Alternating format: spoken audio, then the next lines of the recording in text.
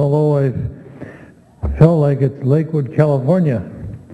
One of the stories that I've been following is this fact-finding commission from California, and Lieutenant Governor of California, who's a Democrat, invited equal number of Democrats and Republicans to go to Texas, where they would meet with various employers who had left California, from small ones to big employers that hire up to 4,000 people.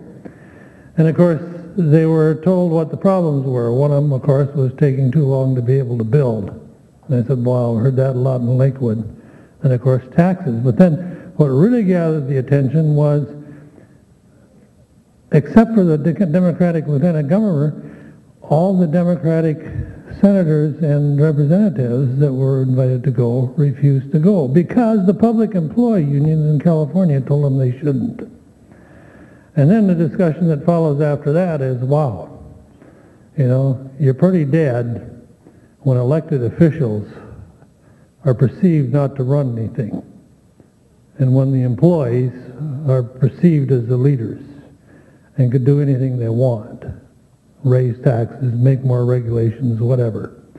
And when elected officials are puppets, you get a real drain hole in the bottom of your economy. As Illinois has also found out, I've got some story, just one story on each. You got George Will there talking about Illinois, the poster child for losing jobs. Caterpillar just announced a new plant in Muncie, Indiana.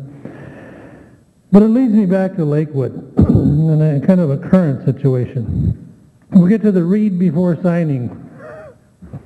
Way back, but of course legal agreements just connect.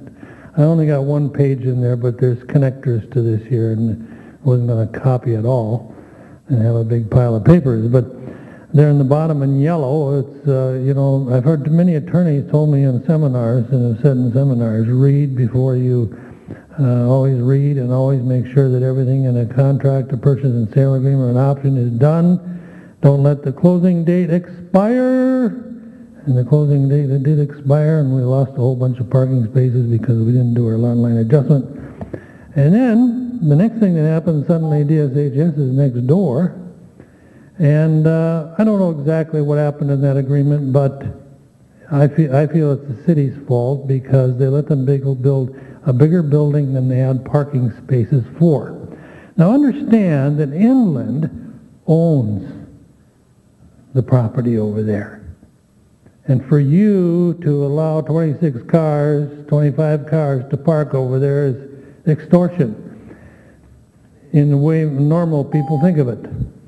And before these buyers and leasers come to town to look at leasing gotchaks or whatever, they've already done a whole lot of research. They may have even had a current aerial photo, and they see those 26 cars down there.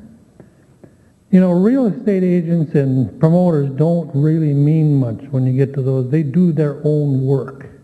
So when you open your mouth, your ears are always better to use than your mouth, because then you can step in it and really get into a problem. But I would say, leave Inland alone.